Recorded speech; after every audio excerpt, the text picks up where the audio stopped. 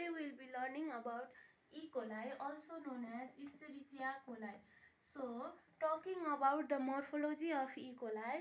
E. coli is a rod-shaped bacilli which has flagella all over its body. So, it can be called as peritrichous flagella. That is, flagella is present all over its body. Trichous here refers to here. Now, its breadth is 0.4 micrometer and its length is 1 micrometer, and it is non-sporing, that is, it does not form the spore, and it is non-capsulated, that is, it has no capsule. Now, coming to the culture medium. So, it is cultured with three culture medium. They are blood agar, McConkey agar and nutrient agar.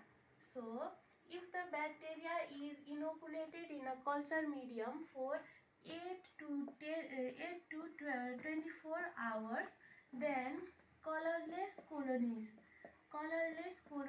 are seen in nutrient agar. But for blood agar, pathogenic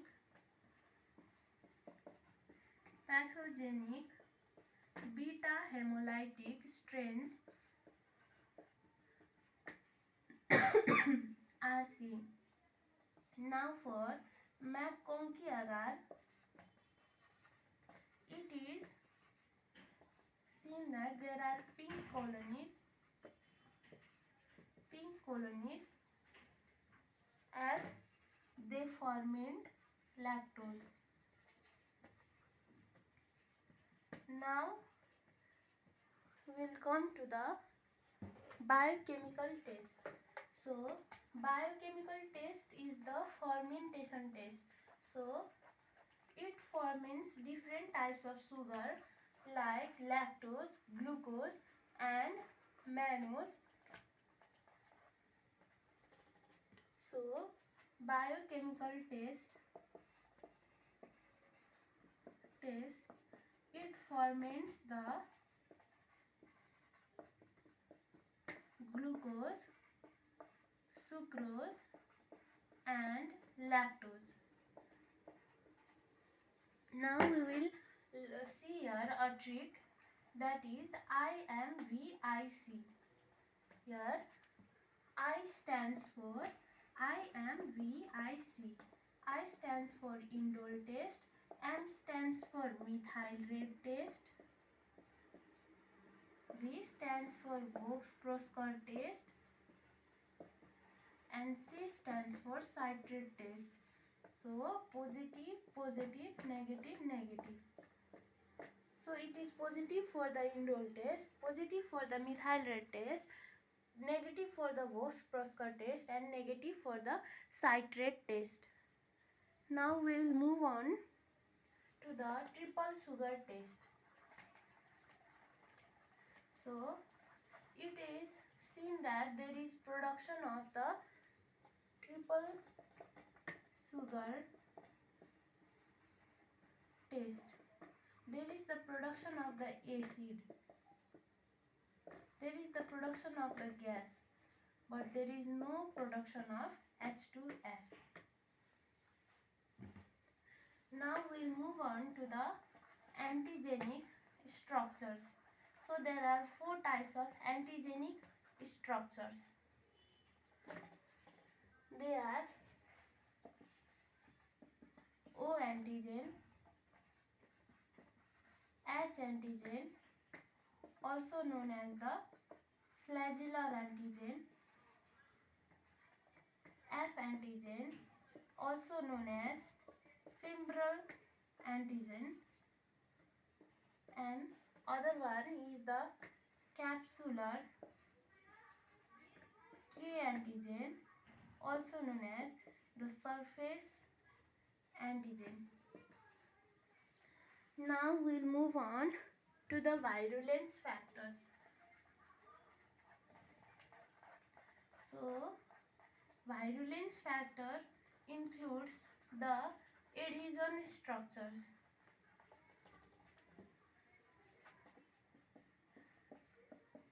Virulence factor includes adhesion factors which may be AFA1 or AFA2 or specific antigen O. Now we'll move on to enterotoxin. So enterotoxin is a cholera-like toxin.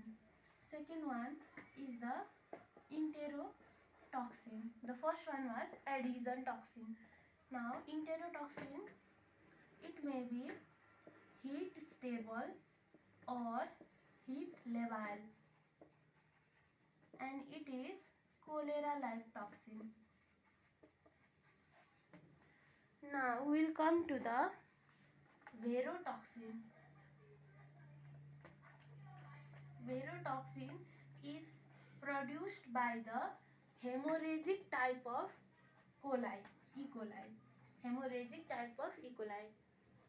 So, verotoxin is produced by the hemorrhagic E. coli. Now, the other name for verotoxin is Shiga-like toxin. Now we have the antiphagocytic capsule. Antiphagocytic capsule is responsible for meningitis in the neonates. So, fourth one is the antiphagocytic capsule responsible for the meningitis in the neonates. Now, clinical features includes urinary tract infections. Now, septicemia or bacterial infections. Now, pathogenesis. So, coming to the pathogenesis, we have different type of pathogenesis in according to the gastric manifestation. Gastric manifestations. Enterotoxin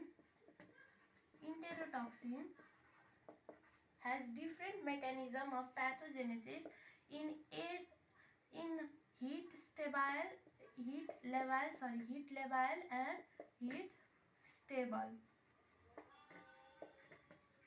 So first we'll talk about heat labile.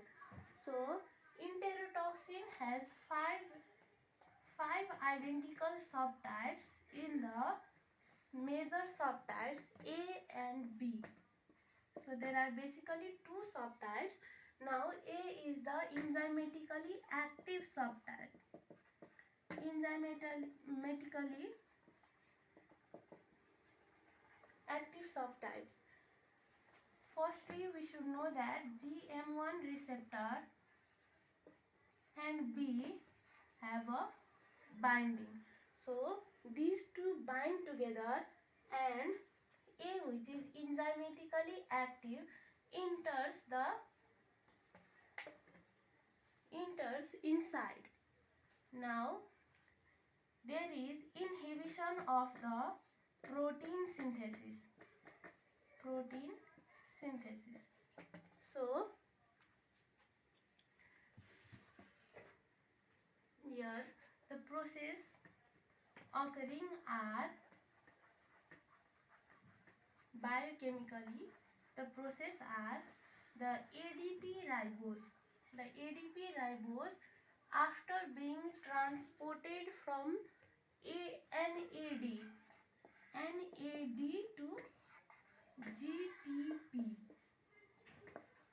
ADP ribose being transported from NAD to GTP with the help of enzyme adenyl cyclase. So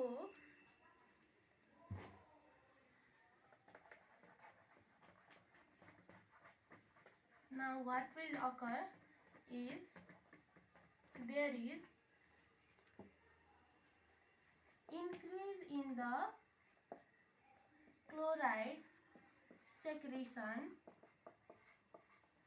There is increase in the chloride secretion and inhibition of the sodium reabsorption. This leads to the diarrhea. So what basically occurred is that B was bound to the GM1 receptor, which allowed the entry of the A receptor inside. There was transport of the ADP ribose from NAD to GTP with the help of enzyme adenyl cyclase, so that there was increase in the secretion of the chloride and decrease in the reabsorption or inhibition of the sodium reabsorption. This caused the diarrhea to occur. This was for the heat labile portion of the enterotoxin. Now we will move on to the heat stable process of the pathogenesis. So everything is same, only difference is the enzyme guanyl cyclase. Now we'll move on to the hemorrhagic species. Enterohemorrhagic. So everything is similar, just the receptor here is the GB3, which causes the diarrhea. The process is same as above for the enterotoxin. Now enteroinvasive, as the name suggests, it means invasive, means penetration. So it invades the large intestine. Now the other one is the enteropathogenic. Enteropathogenic mostly is seen in the children. So enteropathogenic. P for pathogenic and P for pediatric. Pediatric refers for children.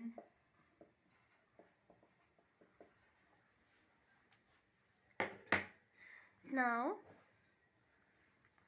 this was for. Now we will come to the agglutination test. So colonies are confirmed by agglutination test with group specific polyvalent and type specific antisera. So agglutination tests are important for the two types of specific, group and type specific antisera. So this much was for E. coli. Thank you.